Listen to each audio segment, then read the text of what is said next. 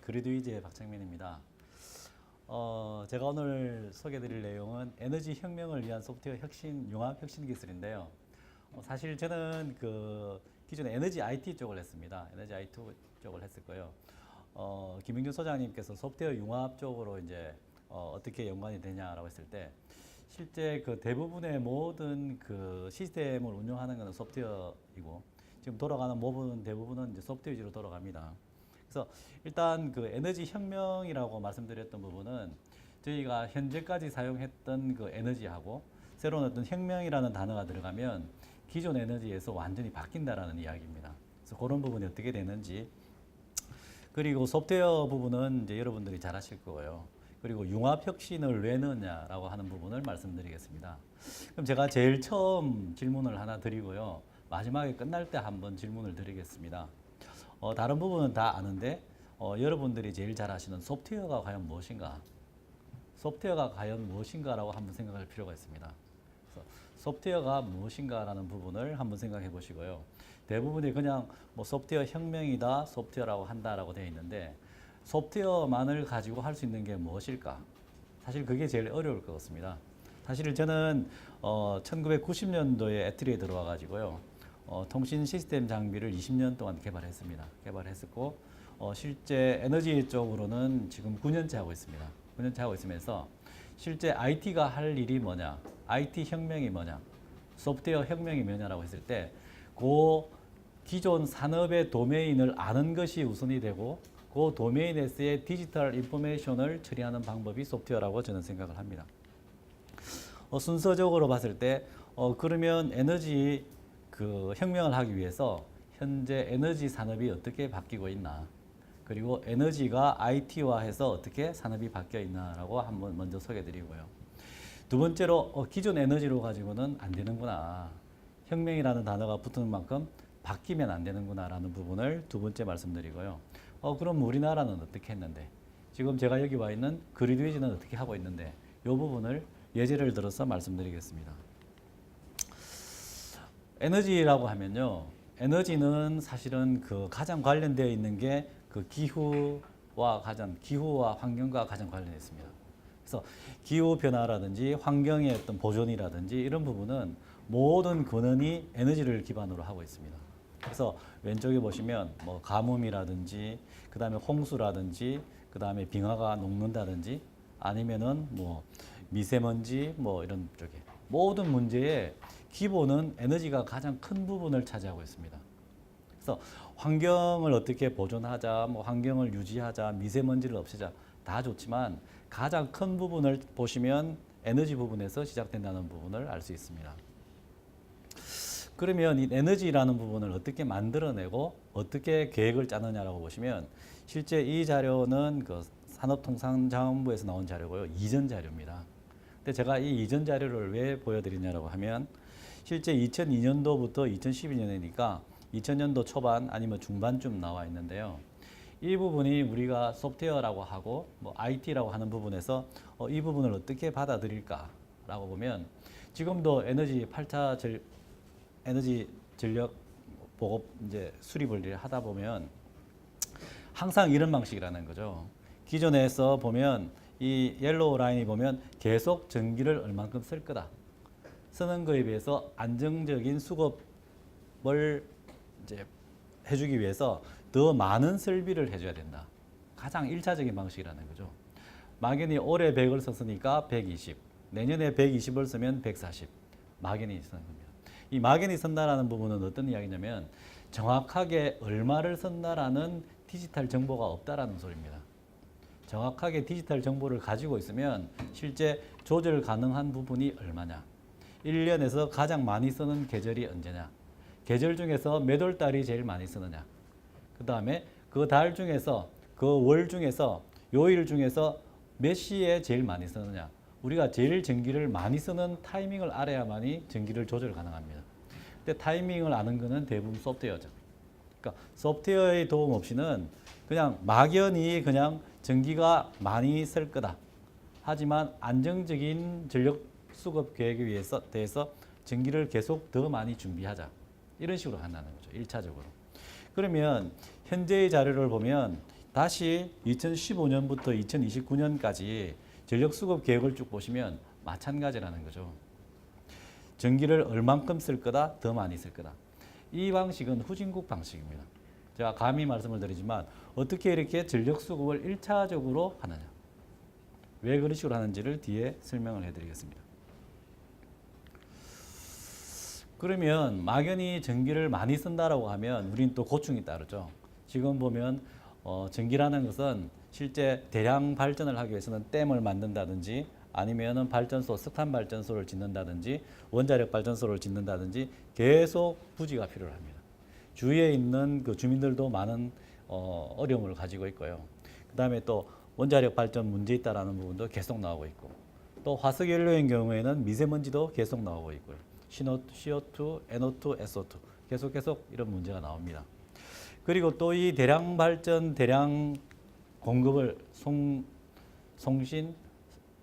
배전을 하게 되면 철탑도 또 문제가 되죠. 계속 이런 부분이 나오게 되는데 이런 부분이 계속 새로운 어떤 전기가 공급이 늘어나면 늘어날수록 더 문제는 커지는 그런 악순환이 계속되고 있습니다. 그래서 2008년, 2009년도부터요. 지금 전체적으로 세계적으로 이제 에너지에 대한 혁명이 시작됐습니다. 대량 공급, 대량 발전, 대량 공급에서 분산 발전에 대한 분산 지역 발전 이런 부분이 스마트 그리드인데요. 기존에 있는 뭐 원자력이라든지 중전에 대한 이 전기 사업에 대해서 다른 엄청난 많은 부분들이 새로 만들어진다는 겁니다. 그러니까 우리가 지금까지의 대부분의 큰 산업들이 에너지에 대해서 많은 어떤 지원을 받고 컸다라고 하지만 앞으로 새로 나오는 산업에 대해서는 모든 부분이 새로운 에너지의 개념으로 새로 만들어진다는 겁니다. 그러면 기존 방식으로 안정적으로 갈래? 아니면 새로운 방식으로 많은 일자리를 만들래? 이런 부분이 또 놓이게 된다는 겁니다. 그래서 실제 보면 제 경험으로 보면 2008년도 전력 IT라는 사업을 2009년도에 스마트 그리드라는 사업으로 바꾸어 가지고 스마트 그리드 제주 실정단지에 170개 업체가 참여한 적이 있습니다. 170개 업체가 2,500억이라는 돈을 투자를 했어요. 실제 이만큼 이 위에 있는 새로운 비즈니스 모델을 만들겠다라고 하고 2013년 5월 달까지 했는데요. 실제 지금에 나왔을 때 여기 있는 우리가 생각했던 비즈니스 모델이 몇 개나 성공을 했을까?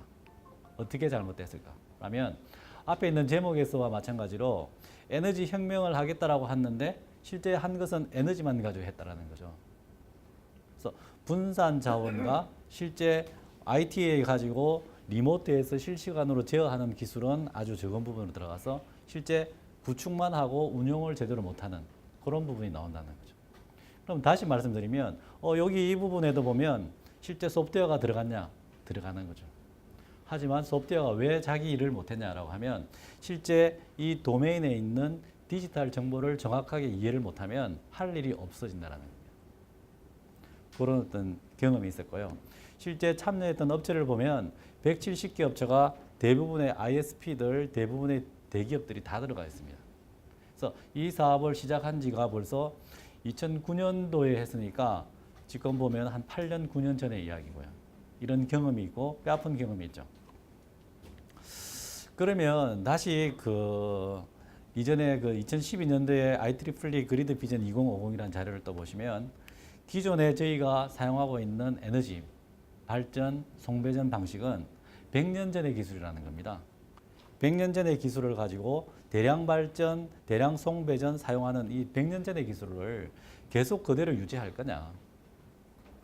아니면 기존에 있는 방식에서 소비자 단에서 프로슈머가 되고 송배전을 양방향으로 하는 새로운 가치 창출을 할 수 있는 일자리를 만들 거냐?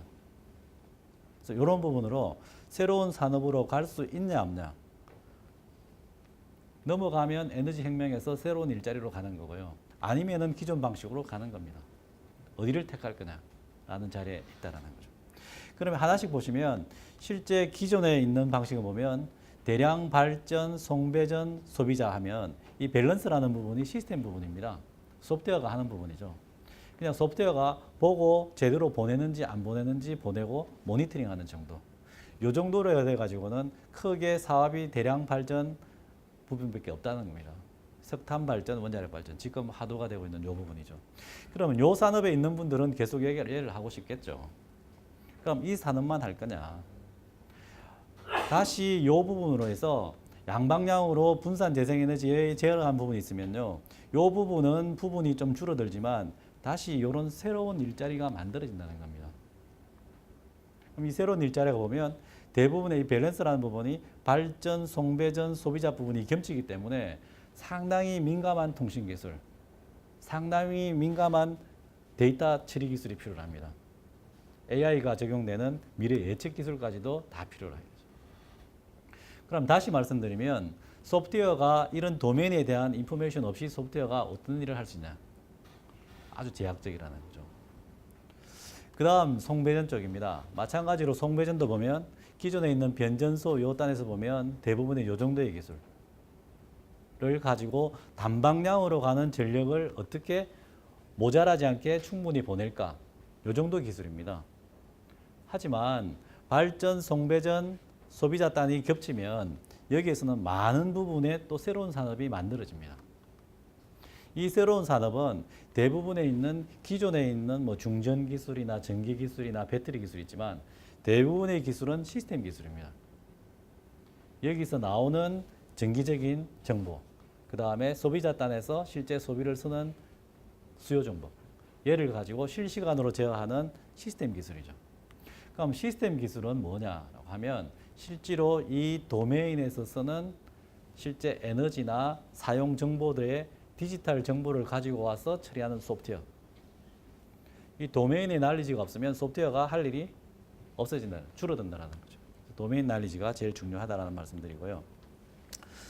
소비자 단에 들어오면 마찬가지입니다. 지금 우리가 에너지를 쓰고 에너지 혁명이라고 하지만 실제 우리가 소비자 단에서 알 수 있는 정보는 단지 전력량계, 저희가 옛날에는 뚜꺼비 집이라고 했죠. 이 전력량계에서 전기 얼마 썼냐, 단지 한 달에 한 번 이 값밖에 모릅니다. 그래서 이 전기를 얼마를 썼나라는 이 정보만 가지고 실제로 이전에는 한 달에 한 번씩 찾아와서 전력 메타 값을 가서 읽어가서 한 달에 얼마 썼네요. 그 다음에 산업용 전기는 얼마네요. 상업용 전기는 얼마네요. 가정용 전기는 누진제가 아주 크네요. 아주 단순한 이런 방식으로 해서 전기를 쓰는 소비자 정보가 다라는 거죠. 하지만 지금 앞으로 분산 자원, 신재생 에너지, 이제 배터리가 움직이는 전기자동차까지 가면요. 이 배터리라는 부분은 에너지에서의 완전 혁명입니다. 왜냐라고 하면 이 배터리는 버퍼거든요. 버퍼. 에너지라는 거는 만들어서 쓰지 않으면 다 버리는데 배터리는 에너지를 저장한다는 겁니다. 근데 전기자동차를 막연히 전기자동차 편하겠구나라고 생각하지만 착각입니다. 이런 전기, 움직이는 배터리 저장 장치에 제어 기능이 없으면 실제 전기자동차 대수가 늘어나는 것만큼 석탄 발전하고 원자력 발전소는 더 많이 지어야 됩니다. 이 후진국 방식입니다. 근데 실제 여기에 있는 시스템이 충분한 에너지에 대한 분산 자원에 대한 저장 용량, 그 다음에 각각의 분산된 전기 소비 기기 시스템들이 얼마나 쓸지에 대해서 제어를 하게 되면 실제 전기 자동차는 움직이는 발전소가 됩니다. 예를 들어서 애터리 같은 경우에 정규직이 2,000명인데 자동차 주차장에 2,000대의 전기 자동차가 있다라고 하면 실제 밤 12시부터 새벽 6시까지 저장을 해놨던 그 전기 자동차 주차장이 2,000대의 배터리로 되어 있는 발전소가 되는 거예요. 근데 걔를 제어를 할 줄 모르면 무용지물이죠. 제어를 할 줄 모르면. 그래서 실제 나중에 보면은 vehicle to grid라는 전기 자동차의 묶음을 어떻게 개통의 소프트웨어 발전소로 만들까? 이런 기술을 제어할 수 있으면 저희가 소프트웨어 혁신 기술로서 에너지 혁명을 갈 수 있고요.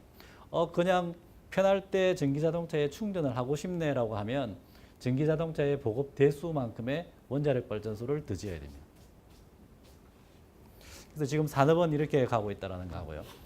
그 다음에 실제 보면 대부분의 전기는 발전에서 돼서 송전, 배전단을 지나서 소비자 단에 있습니다. 그래서 대량 발전, 대량 공급은 요 뒷단에 일어납니다. 뒷단에 일어나는데요. 지금 추세는 마이크로 그리드라는 독립형 에너지 독립 체계가 만들어지는 거죠. 그래서 여기서 보시면 실제 요 자체적으로 독립적으로 보면 실제 보면은 여기 있는 풍력, 그 다음에 여기서 보면은 자체적인 마이크로 터빈, 그 다음에 태양광, 그 다음에 에너지 저장 장치, 전기 자동차, 그 다음에 여기서 관리하는 시스템 이랬으면 요 자체적으로 전기를 만들어서 쓴다라는 겁니다. 만약에 모지례면 모지례일 경우만 개통해서 전기를 모지례는 만큼만 받아 쓴다는 겁니다. 남으면 여기서 요로 전기를 개통으로 판다라는 겁니다. 이런 식으로 이 큰 개통을 작은 개통으로 나누어서 관리하는 이 시스템들이 전체를 계속 관리를 해줘야 되죠. 이런 방식으로 만들어지는데 이 부분이 정말 에너지를 위한 에너지 산업의 전부인가? 이렇게 진행을 했죠. 만약에 이렇게 한다라고 하면 실제 기존에 저희가 보면 전력량계에서 한 달에 한 번씩 읽어가는 AMR이라는 기술이 있습니다. 오토매틱 미터를 읽어가는 기술입니다. 지금 보면 실제 그 한전에서 있는 대용량 고객인 경우에는 15분 단위로 데이터를 읽어가는데요. 이 데이터와 그다음에 수요 반응이라는 디맨드 리스폰스라는 서비스가 있습니다.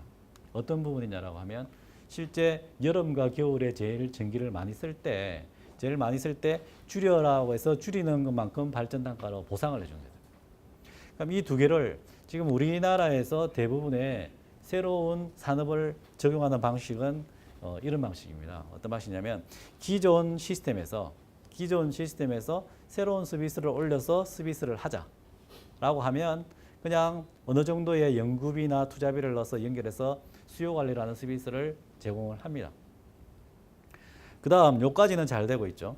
요까지는 잘 되고 있는데 새로 태양광 발전, 풍력 발전을 붙이자. 그 다음에 배터리를 붙이자 하면 기존 시스템 체계에서 이렇게 붙입니다. 계속 돈이 들어가죠. 저희 국내에서 보면 실제 홈 네트워크 사업이나 아니면 UCT 사업이나 이런 부분이 대부분 이런 식으로 되고 있습니다. 그래서 ACT에서 이 사업을 했는데 만약에 이 솔루션을 가지고 BCT에 가면 실제 처음부터 새로 해야 된다는 말이 자꾸 나옵니다. 왜? 이런 방식이라는 거죠. 이렇게 해가지고는 그 다음에 전기 자동차를 붙이고 싶다. 그 다음에 가전이 지금까지는 위에서 보면은 뭐 음성 인식을 하고 편리를 했는데 사실은 가장 베이스에서는 이 에너지의 베이스가 기반으로 돌아갑니다. 그럼 이렇게 쭉 되어 있습니다. 하나씩 시퀀스하게 붙이다 보니까 실제 나중에 됐으면 보안 문제는 어떻게 할 건데? 그래서 다시 A 도시에서 한번 하고 B 도시로 가면 이전에 있는 사업은 A 도시에 있는 특성에 맞게 된 겁니다. B 도시에 맞게 특성에 맞게 새로 해야 됩니다. 이거는 한국형 모델입니다. 외국에 가면 또 다르게 해야 됩니다. 이게 지금 우리가 해가왔던 소프트웨어 방식입니다. 그러면 왜 지금 에너지 혁명 뭐 이런 4차 산업혁명이라고 말을 부르냐라고 하면요. 기존 소프트웨어에서 틀을 바꿔야 된다는 말씀입니다. 어떻게 바꾸냐라면요. 실제 파워포인트 보면 하나씩 나오는데 지금 PDF라 지고 동시에 나왔는데요. 실제 AMR이나 디맨드 리스폰스를 올리기 전에 실제 인포메이션하고 그 다음에 커뮤니케이션 쪽하고 시큐리티에서 실제 시장에서 돌아가는 표준 베이스의 프레임워크를 만듭니다. 표준 베이스의 프레임워크를 1차적으로 서비스 올라가기 전에 요 밑에 있는 틀을 만드는데 모든 전문가가 이 프레임워크를 만듭니다. 실제 서비스를 적용하기 전에 초창기 투자 비용이 여기 들어가요. 그래서 이런 부분이 제대로 되고 나서 미국 같은 경우는 사실은 오바마 정권에서 에너지성에 있는 추 장관이 처음 했을 때 니스트로 하여금 요 기능을 하도록 100억 이상의 돈을 투자를 했습니다. 이런 부분을 하고 그 다음에 요 된 상태에서 AMR이라는 그 기능을 붙여서 여기 있는 인터넷 기능을 넣어서 AMI로 만듭니다. 그 다음에 디맨드 리스폰스라는 부분을 넣어서 오픈 ADR 2.0이라는 인터넷 베이스의 서비스를 올립니다. 그 다음에 올라가게 되면 실제 신재생 에너지를 붙이고요. SEP 2.0이라는 IEEE P 2030.5라는 인터페이스에 맞게 붙입니다. 그 다음에 배터리도 붙입니다. 그 다음에 전기 자동차도 붙이고 가전도 붙입니다. 기존 틀이 소프트웨어에서 탑다운 방식으로 통신과 데이터 스트럭처와 시큐리티를 가지고 프레임을 가지고 이 도메인에 대한 정확한 데이터에 대한 의미를 모르면 디지털 인포메이션을 모르면 앞에서 말씀드린 것 같이 계속 반복적인 만들고 버리고 게임을 반복합니다. 그래서 에너지 혁명, 산업 혁명 뭐를 하기 위해서 소프트웨어 융합 혁신을 하기 위해서 제일 우선적인 부분은 뭐냐면 제일 처음에 필요한 이 프레임워크를 만드는 겁니다. 이 프레임워크가 없으면 계속 모래 위에 성을 쌓는 것과 같이 반복적인 일을 해야 됩니다. 그래서 지금 말씀드렸던 그 산업은 저런 식으로 흘러가고 있는데 지금 우리나라는 2009년도부터 에너지 신산업을 한다, 스마트 그리드를 한다라고 했는데 지금도 하드웨어 설치 작업을 계속하고 있습니다. 그랬을 때 다시 이제 말씀드리면 소프트웨어가 무엇인가? 에너지 혁명에서 소프트웨어가 어떤 부분으로 들어가야 되는가? 이 부분을 다시 한번 말씀드리겠습니다. 4차 산업혁명이라는 이 책이요. 2016년 4월 20일 날 나왔습니다. 그래서 실제 보면 여러 가지 정의가 있고 CPS를 만든다. 디지털 트윈을 만들어서 실물과 똑같은 디지털한 카피를 만들어서 전체적인 걸 제어한다. 개념적인 이야기입니다. 각각 적용하라. 그 다음 에너지혁명 2030. 여기 보시면요. 실제 이 책 저자가 보면은 저기 토니 세바죠. 토니 세바는 실제로 보면 시스템 전문가입니다. 시스코에서 그 시스템의 그 라우트 시스템을 했던 시스템 전문가입니다.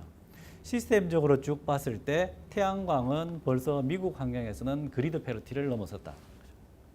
태양광이 유틸리티에서 나오는 전력 가격보다 더 사졌다라는 거죠. 왜? 태양광 모듈은 갈수록 사지고 그 다음에 일조량이 제일 조건이 좋은 곳에서는 그리드 페러티가 통과했다는 거죠. 하지만 많이 쓰면 많이 쓸수록 태양광 모듈은 계속 가격이 사지고 성능은 좋아집니다. 우리나라에도 점점 그리드 페러티로 다가가겠죠. 점점점. 그 다음에 이제 2013년 6월 24일에 보면 실제 제레미 리프킨이 나온 3차 산업혁명이라는 말이 있습니다. 있는데요. 이 부분이 그 당시에 2012년, 13년 보시면 그때 CEO가 읽어야 될 뭐 인기도서 1위 뭐 이렇게 나왔는데요. 이게 보면은 읽을 때 어디만큼 얼마만큼 알고 보느냐에 따라서 엄청 다른 내용이 있습니다. 실제 에너지를 여기서 3차 산업혁명이라고 하는 것은 인터넷 혁명, 3차 산업혁명을 빼고 에너지만 봤을 때 전기기관, 전기, 그 다음에 분산에너지 이렇게 보는 거죠. 그렇게 했을 경우에 보면 이 5가지의 이 요소가 같이 동시에 개발되어야 된다라고 이야기를 하고 있습니다. 그걸 보면 실제 보면 토니 세바가 했던 재생 가능 에너지로 전환을 한다. 분산 에너지로. 두 번째, 모든 대륙의 건물을 에너지 효율화를 시키고 미니 발전소로 바꾼다. 세 번째, 실제 보면은 에너지 저장 기술이 많이 들어갈 거다. 대부분의 사람들이 보면 여기서 말하는 우리 다 하고 있네. 다 하고 있습니다. 이전부터 다 하고 있었습니다. 그런데 문제는 3차 산업혁명의 인터넷 혁명이라는 부분을 모르는 거죠. 대한민국도 인터넷 강국이라고 하지만 실제 인터넷을 잘 모르고 있는 거죠. 왜냐라고 하면 제일 중요한 부분이 이 네 번째거든요. 이 네 번째가 뭐냐면 분산 재생 에너지, 각각에 대한 건물, 배터리 이 부분을 인터넷으로 연결을 해서 실제 얼마를 생산하는지, 얼마가 저장되어 있는지, 얼마를 소비하는지 양방향으로 에너지 공유 인터그리드를 만들어라는 겁니다. 연결을 하라는 겁니다. 제어 가능하게. 근데 에너지 하시는 분들이 얘의 인터넷 기술을 압니까? 모르죠. 넘어간 거죠. 그냥 인터넷 기술로 모니터링 해. 모니터링으로 끝나버리는 겁니다. 그리고 요 뒤에 보면 우리나라를 제외한 미국과 유럽과 대부분의 나라는 여기까지는 전력 시장이 공개가 되어 있습니다. 개방이 되어 있습니다. 근데 우리나라는 여기까지 보면 실제 전력 거래소라는 단독 그 시장에 가서 되어져 있죠. 그 다음에 또 중요한 게 5번째인데요. 여기까지 보면 기존 시장을 각각 하지 말고 인터넷으로 연결해서 시장을 글로벌화가 키워라는 이야기입니다. 그 다음 5번째 보면 이제 전기자동차가 나오는데요. 이 전기자동차가 여기서는 배터리고 여기가 왜 전기자동차가 나오냐면 여기까지는 픽스드 시장이에요. 근데 여기서는 전기자동차가 배터리가 모바일 시장이라는 거죠. 저녁에 집에서 저장하고 와서 낮에 회사에서 운영하는 이건 시장 이야기입니다. 근데 그냥 재생 가능 에너지, 건물, 그 다음에 배터리, 전기차. 대한민국 3차 산업혁명 벌써 다 하고 있네. 정말 시장에서 돌아갈까? 그 부분을 안 해놨다는 겁니다. 그래서 실제 보시면 스마트 그리드라고 하는 큰 개념은 원래 2009년도 미국이나 유럽에서부터 보면요. 발전, 송전, 배전, 커스텀, 그 다음에 운용, 시장, 서비스 프로바이더 이렇게 크게 7개의 도면을 봅니다. 근데 오해 소지가 있는 게 우리나라에 딱 오면 스마트 그리드라고 하면 기존에 2004년도부터 했던 전력 IT 산업이라고 있습니다. 이 전력 IT 산업이 송배전의 진흥화. 우리나라는 스마트 그리드가 하면 송배전이죠. 송배전을 가지고는 할 수 있는 게 아무것도 없어요. 송배전을 가지고는. 실제로 송배전을 인텔리전트화 시키고 대부분에 있는 새로운 혁명 관련된 기술은 컨슈머 쪽에서 일어납니다. 배전단 아래서 마이크로 그리드가 있고요. 이 마이크로 그리드 안에 분산 발전, 배터리, 그 다음에 건물의 소형 발전소화, 그 다음에 전기자동차 충전, 전기자동차 다 여기서 일어납니다. 우리는 송배전 여기서 새로운 걸 하려고 해봐야 없는 거죠. 그래서 여기 있는 상태에서 시장이라는 전력 시장에서 새로운 어떤 규제와 시장을 열어주고요. 이러면 서비스 프로바이더가 많이 새로운 개념으로 일어납니다. 근데 우리나라 같은 경우는 실제 2008년, 9년도부터 그냥 송배전 이러니까 할 수 있는 부분은 한전만 할 수 있는 얘기죠. 그래서 전 세계는 이 시작할 때만 해도 테슬라가 작았었는데요. 실제 지금의 테슬라는 엄청 커져 버렸죠. 이 전체 개념을 가지고 여기서 시작을 했으니까.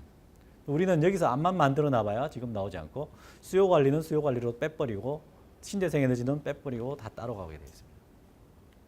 그러면 제가 앞에서 말씀드렸을 때 에너지는 혁명적으로 바뀌고 있는데 소프트웨어는 어떻게 가야 되냐라고 하면 소프트웨어를 하시기 전에 소프트웨어가 들어가는 그 도메인의 난리지를 알아야 됩니다. 그래서 만약에 소프트웨어가 에너지 쪽에 들어오고 싶다라고 하면 실제 발전 쪽에, 그 다음에 송전 쪽에, 배전 쪽에 커스터머, 그 다음에 서비스 프로바이더의 운용 쪽에, 시장 쪽에 있는 각각의 도메인별로 각각의 액터들을 다 알아야 된다는 겁니다.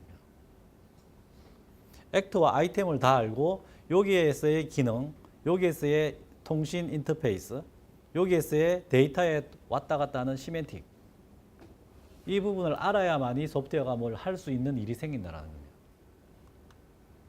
여기서 어떤 서비스 기능이 있는지 모르고 여기서 와 있는 데이터가 뭘 의미하는지를 모르면 새로운 서비스를 할 수 있는 프로그램을 짤 수가 없습니다. 그래서 소프트웨어 혁신 기술을 하기 위해서는 먼저 이 에너지에 대한 도메인을 분명히 알아야 된다. 그래서 실제 다 할 수 있는 부분은 없습니다. 근데 실제 2009년, 2010년도 리스트에서 보면 IEEE P2030이라는 조직을 만들어서 타스크포스 1이 파워 시스템입니다. 파워 시스템이 전체를 맡으면서 각각의 도메인별로, 액터별로, 아이템별로 정보 제공을 다 합니다. 나는 어떤 서비스를 위해서 이런 정보를 줍니다. 이런 정보를 줍니다. 여기서 그림은 간단하게 있지만 요 뒤에 있는 슛이 엄청납니다. 수백 페이지가 그냥 나옵니다. 여기를 가지고 각각의 도메인별로, 액터별로 기능을 먼저 이해를 해야 됩니다. 그 다음 두 번째 보면 여기 타스크포스 3입니다. 커뮤니케이션. 커뮤니케이션에서는 각각의 액터별로 인터페이스를 다 정의합니다. 요 통신 라인을 뭘 써야 되나? T1을 써야 되나? E1을 써야 되나? 요 통신 라인을 CAN을 써야 되나? 시리얼 라인 써야 되나? 요 통신 라인은 SUN을 써야 되나? 로라를 써야 되나? 각각이 다 나옵니다. 하지만 통신 라인은 선택하면 됩니다. 그 선택의 기준은 어디냐면 어떤 서비스가 여기서부터 여기까지 왔을 때 이 서비스는 1초 만에 와야 된다면 요 링크 간에 있는 그 통신 기술을 조합을 해야 됩니다. 만약에 여기서 여기까지 기술이 이벤트가 만약에 한 달 와야 된다 그러면 시리얼을 보내든지 사람이 가든지 아무 문제가 되지 않습니다. 그래서 서비스별로 P2P에 대한 밴드위스나 QoS나 딜레이 타임이 다 나옵니다. 그거에 따라서 통신 방식을 링크별로 정하죠. 우리나라처럼 밑에서부터 위에까지 로라, 여기서 여기까지 뭐 M2M 이러지 않습니다. 각각에 있는 통신 방식은 선택입니다. 그 다음입니다. 타스크포스 2가 인포메이션 쪽인데요. 그러면 여기서 둘이서 왔다 갔다 하는 데이터 스트럭처가 뭐냐? 이전에는요. 이 작업이 있기 전에는 이전에는 모든 데이터가 로 데이터가 옵니다. 포맷이 되지 않는 로 데이터가 옵니다. 양이 엄청 많이 오죠. 하지만 이런 표준을 정하면서 61850, 뭐 61970 이런 이야기가 나오면서 모든 베이스를 HTML 방식으로 다 바꿉니다. 신텍스화합니다. 누구든지 보면 포맷을 다 할 수 있게 개방화를 다 시키는 거죠. 그래서 실제로 위에 있는 HTML 이 포맷만 봐도 이 안에 있는 메시지가 뭔지를 다 알 수 있습니다. 하지만 메시지를 읽을 수는 있지만 제일 앞에서 했던 파워 시스템에서의 도메인 날리지가 없으면 그 데이터의 의미는 또 모르죠. 그래서 지금 소프트웨어 융합, 소프트웨어 혁신이라고 하면 혼자서 할 수는 없습니다. 그 도메인 날리지를 가지고 있는 도메인의 전문가, 그 다음에 이 실제 데이터에 대한 데이터 스트럭처 하시는 분, 소프트웨어 하시는 분, 그 정보를 실어 나르는 통신 전문가 다 같이 모여야 된다는 겁니다. 그러지 않으면 항상 앞에서 말씀드렸던 것처럼 제자리에서 계속 만들었다 버리고 이 게임을 계속합니다. 이 부분을 넘어오지 못하면 혁명이라는 그 다음 단계로 못 넘어갑니다. 왜 에너지 혁명이라는 단어를 썼느냐고 하면 이 부분을 알고 넘어가면 새로운 산업으로 들어가고요. 이 부분을 모르면 그 자리에서 머물러 버립니다. 퇴화가 돼 버립니다. 이 산업이 없어져 버립니다. 그러면 새로운 산업으로 갈래? 이전 산업에 남아있을래? 유지하면 유지할수록 손해가 커진다. 그래서 실제 미국이나 유럽에 있는 이전 방식의 유틸리티들은 매출액이 지금 3분의 1, 2분의 1로 막 떨어지고 있습니다.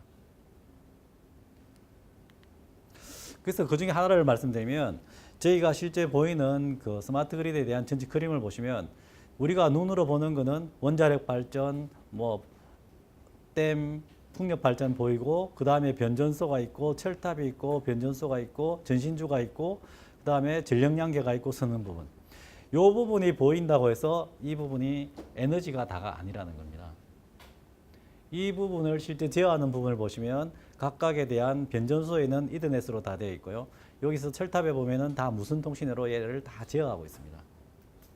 근데 기존에 있는 100년 전에 만들어져 있는 대량 발전, 대량 공급에 있는 이 방식은 대부분이 모니터링입니다. 모니터링. 단방향 모니터링을 사용하고 있습니다. 그래서 단방향 모니터링 개념으로 여기서 100을 쓰니까 120을 만들어. 여기서 500을 쓰니까 여기서 600을 만들어. 이런 방식은 아니라는 겁니다. 100년 전의 방식이라는 겁니다.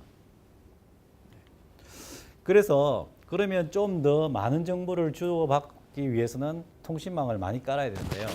많이 까는 부분을 하기 위해서 유선을 깔면 제일 비쌉니다. 하지만 제일 정확하겠죠. 하지만 새로운 방식으로 망을 많이 깔아서 많은 정보를 즉시에 가져오기 위한 새로운 통신 기술들이 2007년, 8년도부터 많이 나왔습니다. 지금은 칩화되어서 많이 나오죠.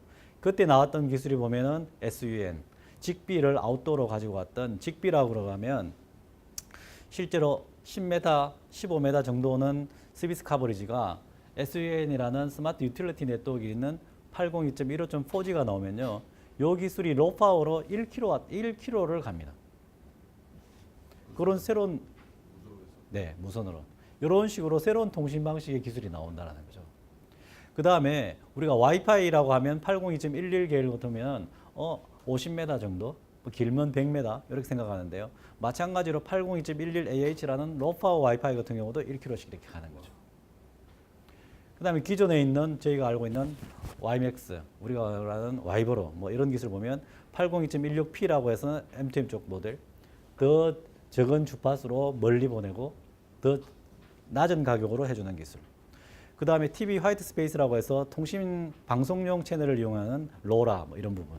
이런 기술이 앞에서 말씀드렸던 단방향의 송전, 배전 쪽에 특정한 부분만 정보를 가지고 있던 걸 밑에 소비자 단에 움직이는 단의 정보를 가지고 오려고 하면 가장 효율이 좋고 가격이 싸고 파워를 적게 먹는 새로운 방식들이 벌써 2000년 후반도에 나왔다는 거죠.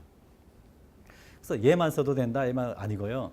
실제 엔드 투 엔드에서 쓸 수 있는 데이터 용량을 실어 나눌 수 있는 방식만 선택을 하면 되는 거죠.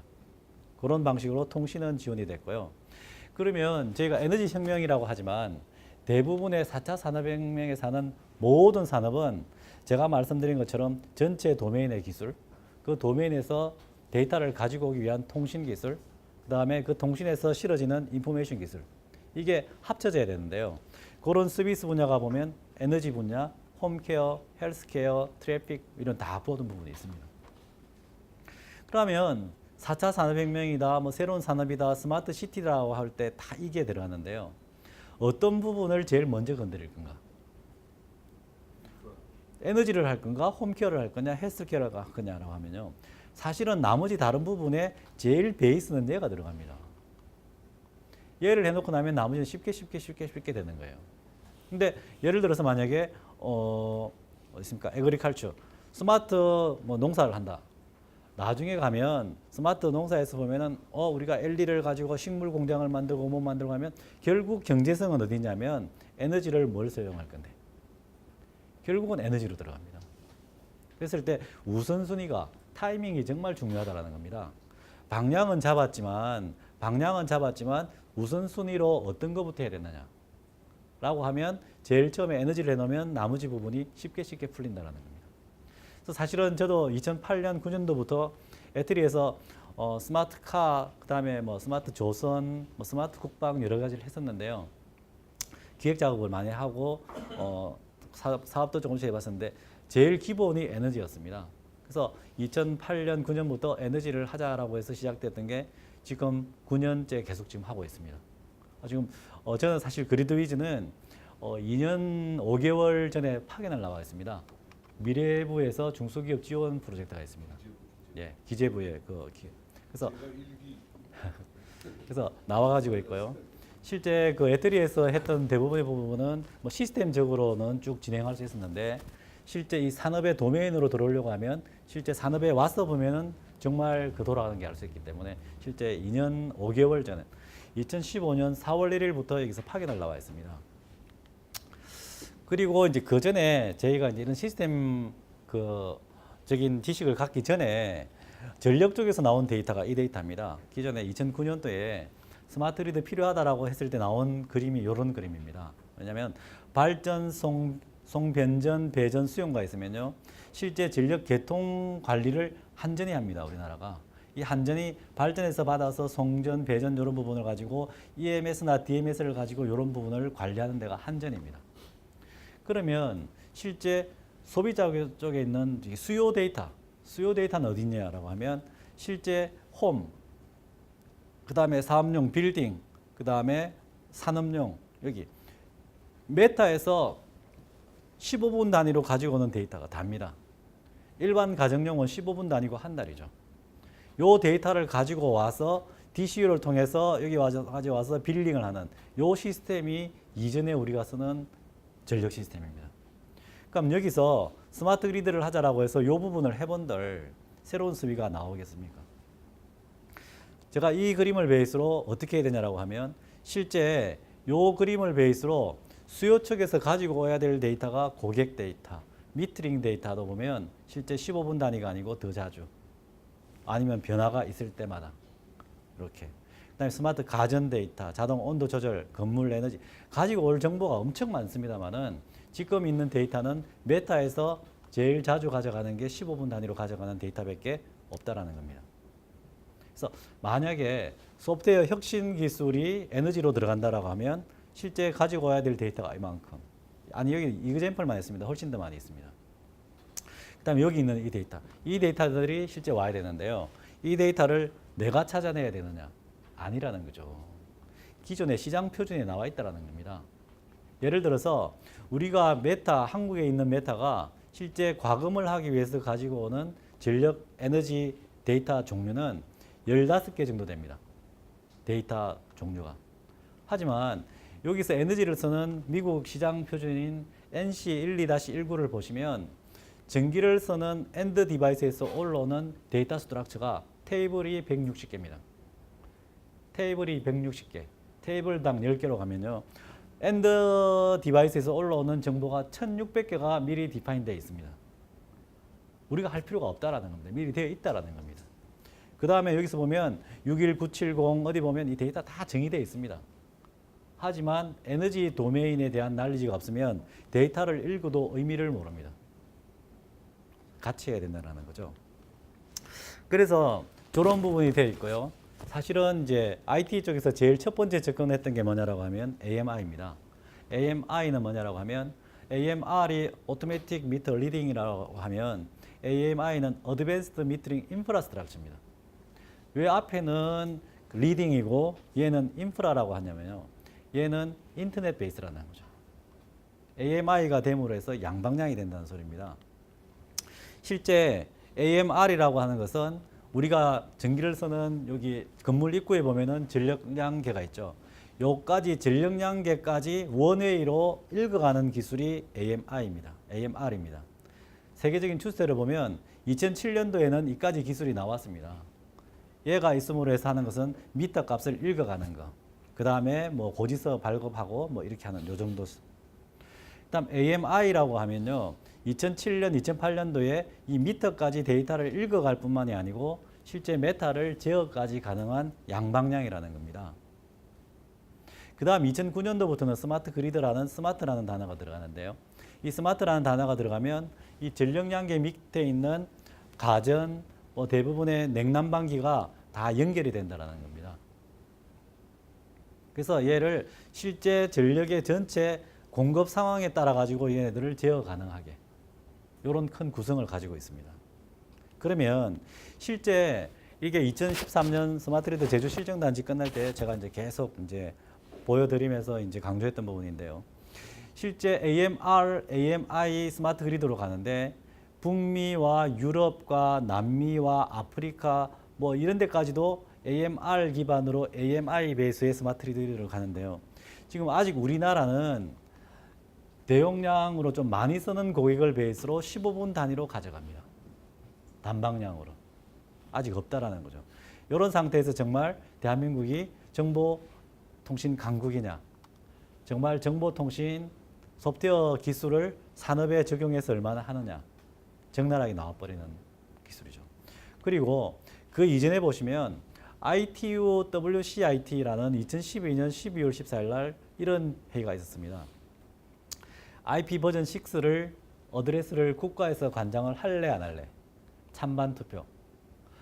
IP 버전 6 어드레스는 국가에서 관여해서는 안 된다.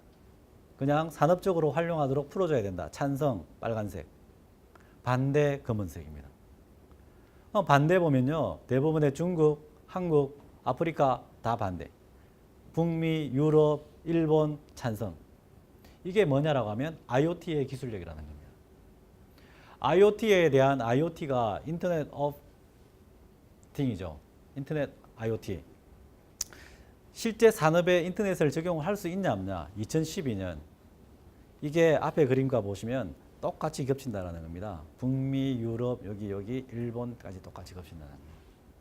실제 인터넷 기술을 산업에 활용하고 있나 안 있나. 그게 지금까지 쭉 진행되고 있다라고 보시면 되고 있고요.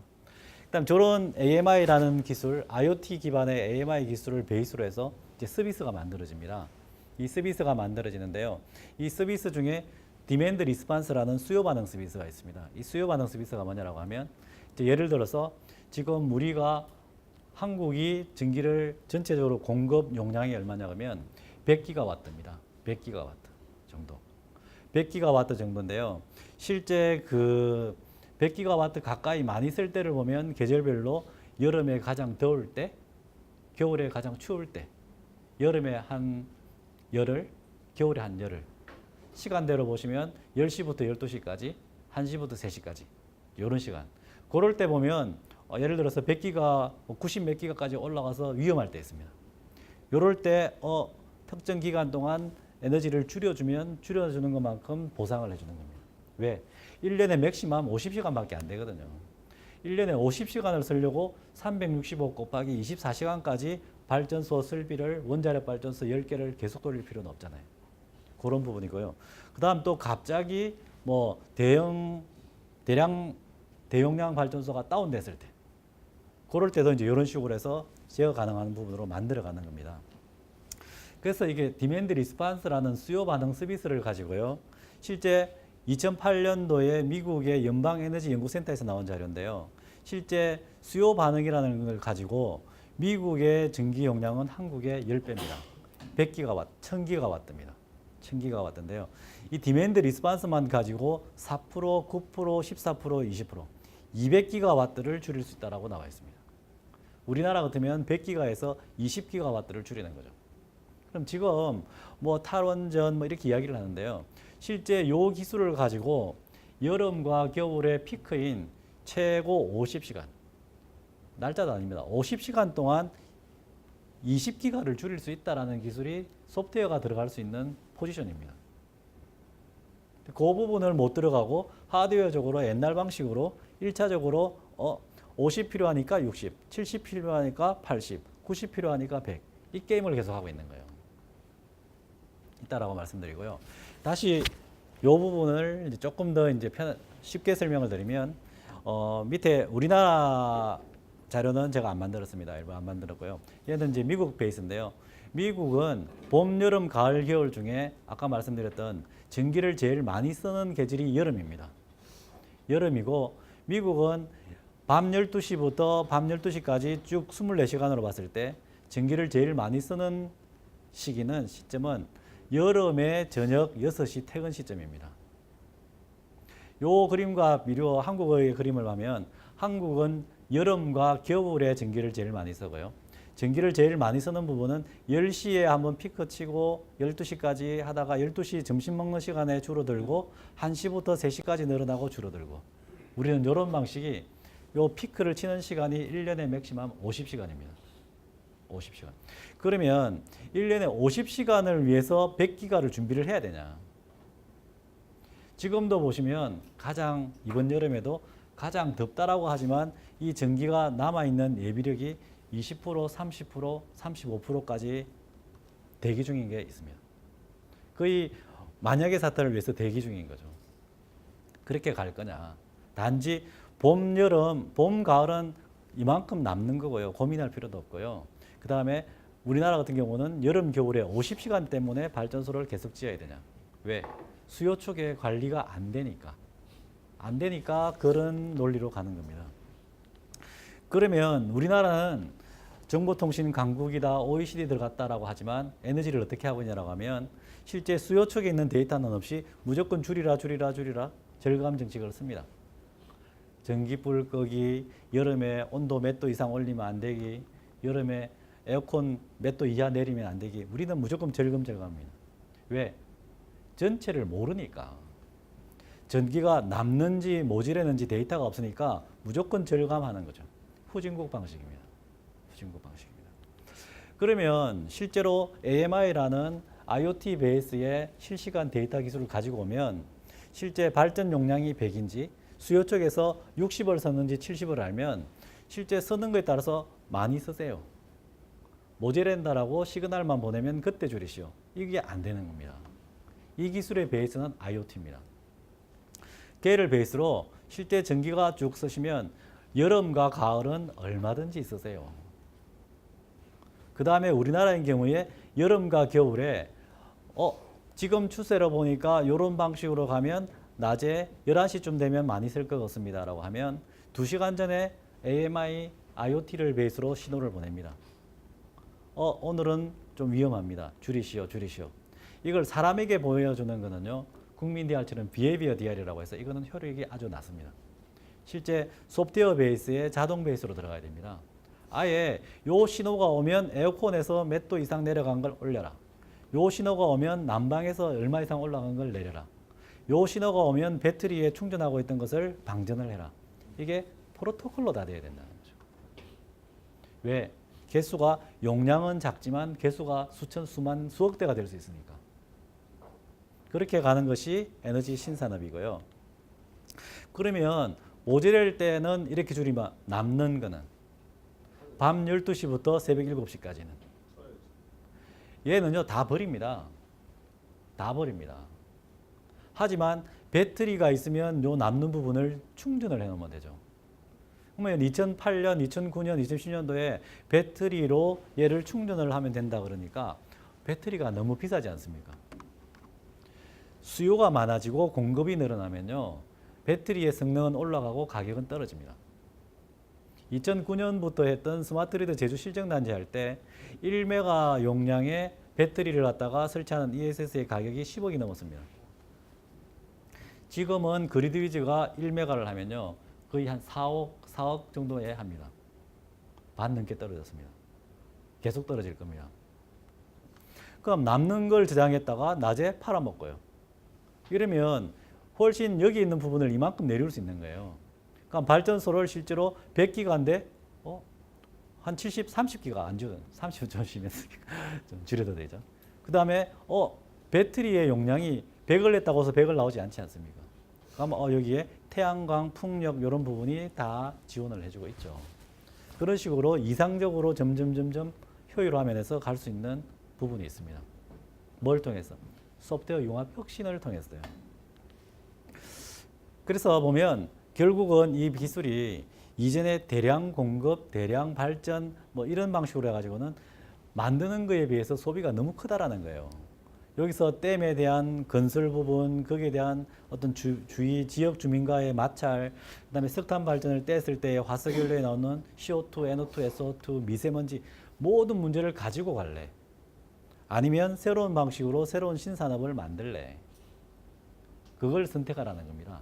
이 선택이 벌써 10년이 다 되어 갑니다. 체계적으로 준비를 했냐? 아니면 계속 제자리 걸음을 하고 있냐? 그래서 이런 부분이 있었는데요. 제가 이 에너지 쪽은 사실은 2008년 말부터 들어와서 2015년 3월 말까지는 에트리에서 했습니다. 에트리에서 시스템적으로 쭉쭉 진행을 했었고요. 2015년 4월 1일부터 여기 서판교에 있는 그리드위즈라는 곳에 왔었는데요. 이 그리드위즈는 2013년 3월 5일 날 만들어졌습니다. 3월 5일 날 만들어졌고요. 지금 창업한 지가 4년 하고 지금 9월 달이기 때문에 한 4년 5개월 정도 됐습니다. 4년 5개월 정도 됐을 거예요. 실제 이 회사가 그 당시에 가지고 있었던 기술은 뭐냐 그러면 실제 디맨드 리스판스를 하는 오픈 ADR 2.0 소프트웨어 프로파일. 그 다음에 마이크로 그리드에 대한 가전이나 태양광 풍력을 해주는 SAP 2.0이라는 프로파일이 있습니다. SAP 2.0. 나중에 IEEE 2030.5라는 표준이 되어 있고요. 그 다음에 전기자동차 충전 방전을 해주는 ISO IC 1518이라는 프로파일. 그 다음에 저하고 같이 과제하면서 준비했던 AMI 쪽에 있는 그 IoT 기반의 AMI 기술. 이 네 가지 기술을 딱 솔루션을 가지고 있는 거예요. 그래서 창업한 지가 2013년에 3월 달에 했고 제가 2015년 4월 달에 왔으니까 창업 2년 2개월 된 상태에서 왔습니다. 그 당시에 2014년 12월에 매출액은 15억이었습니다. 12명에 15억이었어요. 그런데 실제 2014년 11월 달에 수요관리 법이 딱 지원해주면서 수요관리 시장이 열렸습니다. 수요관리 시장이 열리니까 실제 오픈 ADR 2.0이라는 걸 베이스로 해서 그리드위즈 EMS 시스템을 만드는 겁니다. 그리드위즈 EMS 시스템을 가지고 얘를 베이스로 마이크로 그리드나 그 다음에 공장 EMS, 그 다음에 빌딩 EMS, 홈 EMS, 전기자동차 충만전 이런 부분을 계속 늘려갑니다. 늘려가는데요. 실제 이 부분이 뭐 하는 부분이냐라고 하면 실제 고객 사이트에다가 1분 단위의 메타를 답니다. 1분 단위의 메타를 달고 여기서 올라오는 데이터를 메타 수요 쪽에 있는 값을 다 읽어옵니다. 와서 실제 이 데이터를 가지고 얼마를 쓰느냐 다 비교 분석을 합니다. 그래서 실제 평균 사용량이 여기에 있는 블루라인이라고 하면 실제 우리가 어느 시점에 전기를 줄이겠다라고 해서 딱 설정이 되면 요 레드 포인트는 여기까지가 딱 됩니다. 그러면 평균으로 쓰는 전기가 이만큼인데 여기서 이만큼 줄이겠다라고 딱 약정이 되면 실제 여기서 그린 라인은 한전에서 오는 15분 단위의 데이터입니다. 요 데이터가 요거 밑으로 떨어져야 됩니다. 그래서 저희는 1분 단위의 메타를 통해서 요 사이트에 있는 에너지를 분 단위로 관리를 하고 있습니다. 그 다음에 요일별로 월별로 얼마를 쓰는지를 다 평균을 다 찾아냅니다. 이 업체가 시간대별로 얼마를 줄일 수 있나, 얼마를 쓸 수 있나 다 분석합니다. 얘 베이스는 결국은 전력시장, 전력거래소에 있는 시장의 전체 계통에 있는 상태를 베이스로 하고 있습니다. 남을 때는 쓰고 모자랄 때는 아끼고. 그래서 이런 부분을 해서 지금 그리드위즈라는 이 회사가 실제 전기를 쓰는 회사의 고객을 가지고 있는 업체가 지금 요건 이전 자료고요. 500개가 넘습니다. 500개가 넘고 한 700메가 정도 있습니다. 이 700메가가 뭐냐라고 하면 실제 여름과 겨울에 전기가 개통해서 모자랄 때 줄여라라고 지시만 떨어지면 요 업체들이 전기를 실제 줄이는 게 원자력 발전소 1개 이상을 줄입니다. 1년에 맥시멈 50시간. 그러면 저희가 소프트웨어로 하고 있지만 실제 원자력 발전소 1개 이상의 발전 용량을 가지고 있습니다. 위기 사태 때. 그러면 1메가당 4천만 원의 위기 대응 수당을 받습니다. 그 돈은 어디서 나오냐라고 하면 만들어서 대기하고 있는 발전소 대신해 주는 겁니다. 그러니까 왜 그런 일을 하냐라고 하면 실제 이 수요 반응을 베이스로 전체 대한민국이 쓰는 전기의 20%를 줄일 수 있는 거예요. 20%만 줄이고 남는 게 없으면 의미가 없지만 20%를 줄이는 것과 동시에 실제 새로운 산업이 많이 만들어진다는 겁니다. 새로운 산업을 만들면서 에너지를 줄이고 에너지를 줄이면 화석연료를 안 떼기 때문에 기후변화의 방지 차원이 있고요. 그 다음에 미세먼지도 안 나오죠. 그 다음에 실제 떼고 있는 연료도 세이브가 되죠. 그런 식으로 해서 진행되고 있는 것이 에너지 혁명입니다. 그래서 만들었던 부분이 보면 저희가 실제 오픈 ADR 2.0이라는 소프트웨어 프로파일, 그 다음에 IEEE 2030.5라는 스마트 에너지 프로파일인 소프트웨어 프로파일, ISO IEC 15118이라는 전기자동차 충방전에 있는 소프트웨어 프로파일을 베이스로 그리드위즈 EMS라는 걸 만들었습니다. 얘를 만들고요. 실제 신뢰성 DR을 경제성 DR이라는 시장 2개를 열었을 뿐인데 얘를 베이스로 지금 원자력 발전소 1개 이상을 그리드위즈가 줄입니다. 제일 먼저 줄이는 타겟은 산업체죠. 한 500개 정도의 산업체를 베이스로 줄이고 있는데요. 저는 이 수요 관리를 베이스로 산업체를 일단 잡아놓은 거예요. 그 다음 이 산업체에 보면 더 피크컷이라든지 더 효율적인 에너지 전력 요금 전략을 위해서 이 산업체에 ESS 배터리를 넣습니다. 지금 저희가 계속 12개 정도 시공을 지금 하고 있고요. 계속 늘려나갑니다. 그래서 지금 내년에 200메가, 400메가 계속 늘려나갑니다. 왜? 배터리를 예를 들어서 10메가를 하는데 50억을 투자했다라고 하면 실제 저희가 4년, 5년이면 50억 투자가 빠집니다. 그 다음부터 4년, 5년부터는 전기료가 절감이 남는 거죠. 투자 대비 ROI가 4, 5년이면 나온다는 겁니다. 그 다음에 여기 또 옆에 공장에 있는 부지가 노는 부지가 있다. 주차장 부지가 있다. 지붕에 있다 이러면 태양광을 보조 수단으로 또 넣습니다. 추가로. 확보된 고객으로. 그 다음에 또 주차장에 있으면 V2G 기술을 이용해서 전기자동차 30대, 50대, 100대, 2000대를 또 붙입니다. 배터리 발전소. 이런 식으로 점점 내려나갑니다. 그래서 실제 이 플랫폼이라는 게 콘텐츠는 시장인 전력거래소가 가지고 있고 저희는 플랫폼을 가지고 있고 이 고객의 디바이스인데 저기서 말하는 IoT, 로라, LTM, 와이파이, 직비는 연결하는 수단입니다. 모든 연결은 IoT 베이스로 되고 저희 소프트웨어는 모든 게 클라우드 컴퓨팅 베이스로 다 돌아갑니다. 올라오는 데이터는 표준 기반으로 빅데이터가 올라오고요. 통신은 어떤 통신을 쓰든지 상관이 없습니다. 이 그림이 이 전체적인 개념도가 예전에 있는 시스템 베이스의 CPND 베이스고요. 얘를 한 번 더 어디서 나왔지라고 하면 실제 애플의 에코시스템이 이렇게 되어 있습니다. 애플이 아이패드를 처음 만들 때 아이튠즈를 만들었습니다. 아이튠즈가 아이패드에 대해서 고객 정보라든지 다 이걸 연결을 해놓고요. 그 다음에 아이폰이라는 게 딱 나왔을 때 앱스토어가 나왔죠. 앱스토어에서는 새로운 서비스가 쭉쭉쭉 올라갑니다. 플랫폼, 아이패드. 그 다음에 이게 저희가 봤을 때 이 아이패드, 아이폰을 베이스로 애플워치 뭐가 쭉쭉쭉쭉 붙습니다. 이랬을 때 플랫폼의 베이스에 시장을 올리고요. 플랫폼의 베이스로 디바이스를 붙이면 앞으로 서비스는 무궁무진하게 갑니다. 그래서 저희 그리드위즈 같은 경우는 실제 시장 표준인 오픈 ADR 2.0, IEEE 2030.5, ISO IC 1518의 베이스로 이 플랫폼을 구축을 한 거죠. 시장은 전력거래소, 실제 디바이스는 산업체. 여기서부터 처음은 수요 관리, 그 다음에는 ESS, 그 다음에는 태양광, 에너지 효율, 그 다음에 쭉쭉쭉쭉 연결이 됩니다. 이런 식으로 해서 실제 그 제가 처음 왔을 때 2014년도에 15억이었던 매출이요. 2015년도에는 115억을 했습니다. 작년도 2016년 매출은 199억을 했습니다. 올해 매출은 350억 예정입니다. 이런 식으로 2년 6개월 전에 15억이 올해 말에는 350억으로 매출액이 늘어납니다. 지금 현재 직원은 12명에서 지금 한 70명 됩니다. 그래서 기본적으로 쭉 봤을 때 저희가 얘를 베이스로 녹색기술 부문 대상을 실제 2016년도에 받았고요. 에너지 효율 대상을 10월 달에 받았고요. 아까 그 오픈 ADR 기반의 수요관리 시스템 기술로 대한민국 기술 대상 장관인상을 받았습니다. 에너지 부분에서는 유일하게 받았습니다. 그래서 말씀드린 것처럼 기존에 저희가 처음 시스템 플랫폼을 꾸렸던 것은 수요관리라는 디맨드 리스판스로 꾸렸지만 얘를 베이스로 각각 산업체계에다가 ESS를 갖다가 설치를 하고요. 빈 공간에 태양광을 넣고요. 이 각각의 이 팩토리나 빌딩이나 부분은 각각 에너지 관리를 합니다. 저희가 하고. 그 다음에 전기자동차 충전까지를 해서 전체적으로 토탈 베이스로 제공을 해줍니다.